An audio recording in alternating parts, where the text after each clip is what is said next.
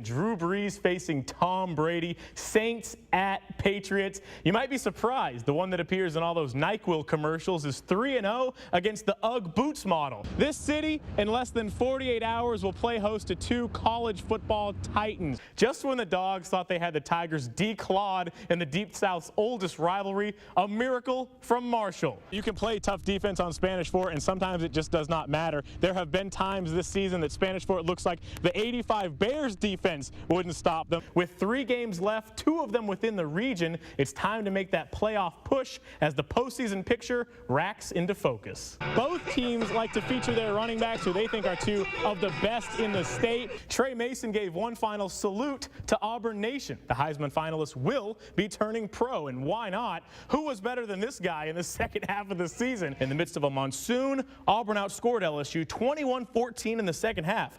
Too bad the hole they dug early on was too big. Coach, a 13th region championship, only 25 years in existence. How does this one feel? According to an NFL Network report, A.J. McCarron, Bama quarterback, will decline his invitation to play in the 2014 Senior Bowl. Rob Ryan brought a lot more with him to Nollins than his shimmering gray locks. He has the Saints defense playing its best football since the '09 Super Bowl season. Fittingly, the last time the team started 5-0. It's playoff time, Simone, so you expect it to be a little cold, but it's also wet here. We got a light drizzle that's continuing to fall, making things a little raw. You know, the field could be a little messy for this game as Spanish Fort looks to make it 21 straight wins.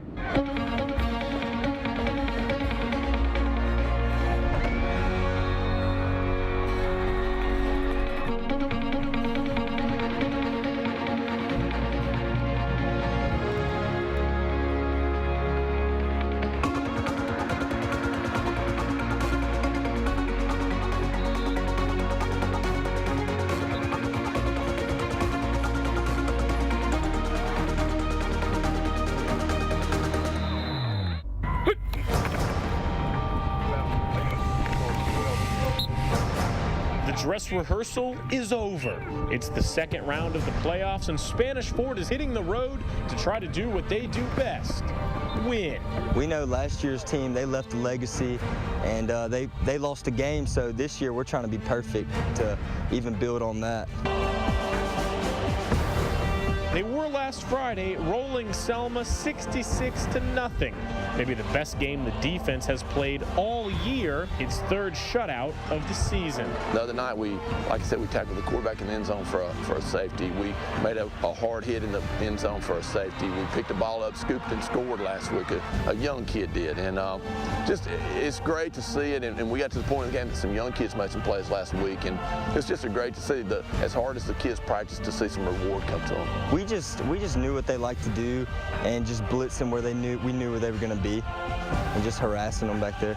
Now the team works to prepare for this opponent, Sylacauga, an 8-3 team who finished 3rd in Region 4. We expected to go out there and have a good game. We expected all our games to be good, no matter who our opponent is. They're a good team. We're just practicing hard for them. Hopefully our defense can stop them, but I trust them. We got to go up there in potentially a hostile environment. A lot of things can go against you on the road. You're not used to traveling. Our kids do a great job. We've traveled before. We've traveled really well. We've played real good on the road in the past. So I feel good about the situation. Our kids are great kids. The trip will be a great trip, and we're going to play a good football team, and we're going to have to play good to get out there with them. Because if they don't, the Toros go home empty-handed, and their quest for a 2nd straight state title goes up in smoke.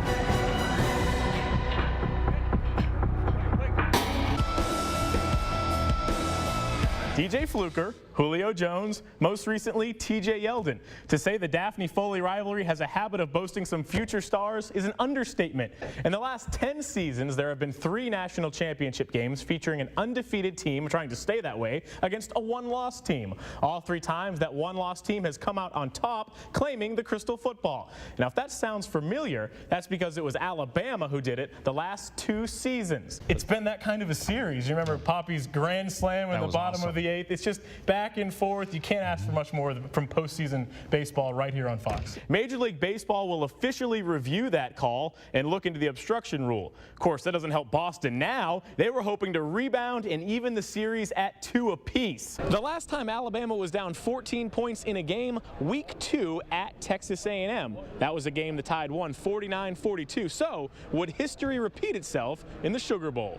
The Bama passing game was rolling early. In the first quarter, it didn't look like the Sooners had any answer for the Tide wideouts, specifically DeAndrew White and Amari Cooper, who combined for about $130 in the opening frame. But an auspicious start turned to a brutal ending, largely due to some costly mistakes from Alabama's Heisman finalist signal caller. Uncharacteristic mistakes, ones that had the Mobile native pinning the 45-31 loss solely on him. I mean, you can put it all on me. I had 2 turnovers, ended up scoring 14 points, and we lost by 14. So, you know, that's football. It happens. I wish it, wouldn't have happened, but I'll definitely take the loss and definitely take the blame because a lot of it's probably my fault. It's not just a one-man team, man. We all win together, we lose together, man. AJ can put that all on himself. I can't let him do that. There were reports that A.J. McCarron would be skipping the Senior Bowl played on January 25th at Ladd People Stadium in his hometown of Mobile. So after the game, I asked him if he'd made a decision one way or the other. A.J., after this game, you said you would make a determination on the Senior Bowl. Have you thought any more about that decision? Yeah, I'm not thinking about that right now. I'm trying to enjoy this last moment with my teammates. And enjoy this time with my family, and then when I announce it, y'all will hear it.